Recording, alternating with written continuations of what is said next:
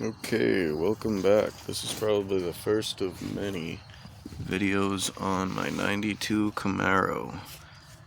Alright, we're gonna start with what I did in the rear end here. I got a new to me rear axle from a 94.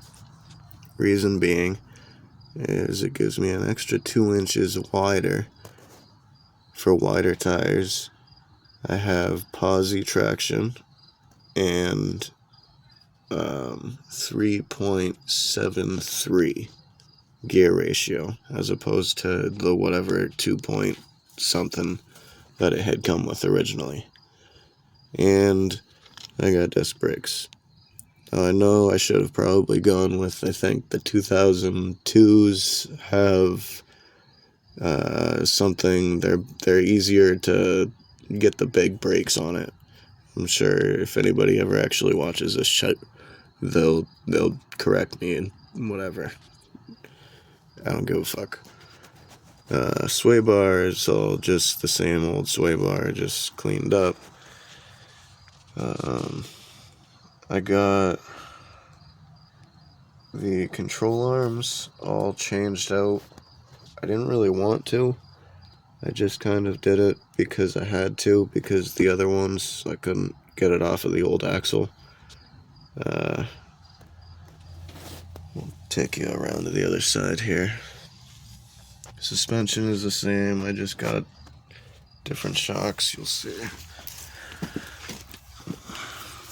It sits pretty low. I think that's pretty much stock height. That's not quite a fist, it's a crunched up fist. Anyway, that doesn't matter. Get under here. You can see the calipers a little bit. And then the torque arm going across over to a new trans mount. And this trans mount is gonna be for a turbo 400. It originally had come with a whatever. I'll have to tell you if, I'll put it down in the information later if I remember it. It's the fucking, the 700 R4. I got rid of that shit. It's garbage. Okay.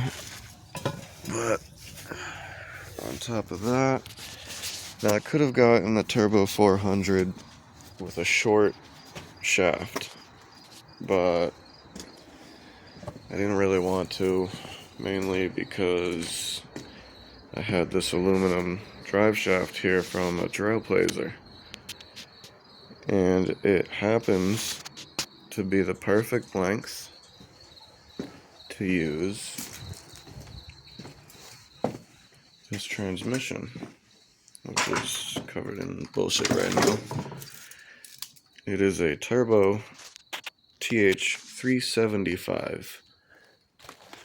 Now, the only difference between this and a 400 is it has the tail shaft, which is a little bit longer. It's like 9 inches, I believe, which is the important thing because that's the length. So I'll take you back over to the car.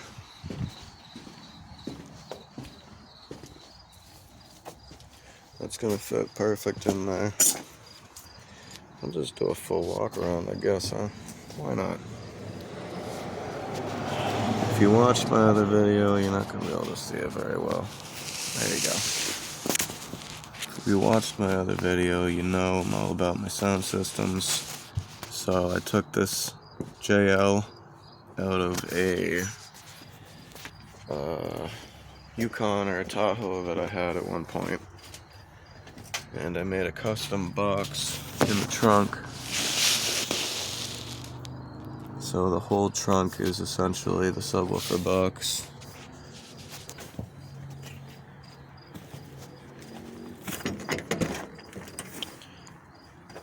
Go inside. I got got the door panels.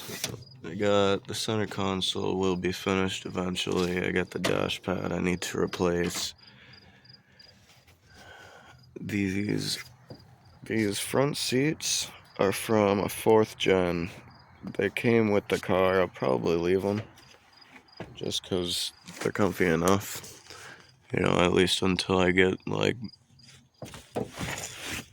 into some real racing kind of shit.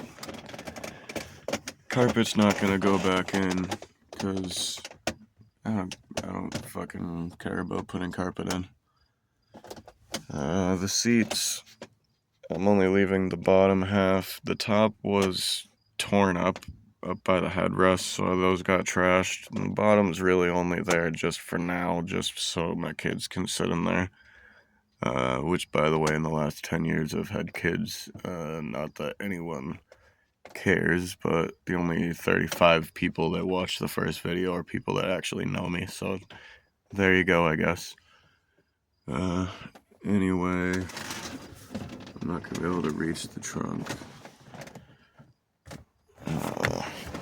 It's a 92, so it actually already had the updated quote-unquote steering wheel, but it's kind of like pulling apart here. So, may or may not switch it eventually, I don't know, I don't really care about that too much. There's little visual things here and there inside, but just gonna get the plastics for the dash and the center console taken care of. Put the rest of the sound system in it. To be continued on that, probably this winter when it gets back in the garage. Let's see if we can poke a little sneak peek under here. See that hollow void. And this right here, that's gonna cost me about $3,000, so that'll be a video for, you know, a few years from now probably. But I don't need to change it. I could just change the mounts and leave it. I may or may not need to notch it to get the LS engine in it, but I figured I'm gonna want to change it eventually, so we'll just leave it with no engine until we change the whole K-member. And that's gonna give me a manual rack and pinion steering, coilover front suspension, and I think I'm already rocking disc brakes in the front, yeah. But yeah, that's what it is. This thing is pretty clean. It came from Delaware, so I'm up in the Rust Belt. That's pretty good for me. You can see the rear end sticks out a couple inches farther, but it's still right underneath that fender. If you look, you got space. Can you see? We got plenty of space here. I mean, I got space. I got a whole hand back here. So the most common thing is to put like the Corvette wheels. I think are like 11.5 inches wide. If that's what I can get away with, that's what I'll probably do. Yeah, you know what? I think that's probably it for this one for now.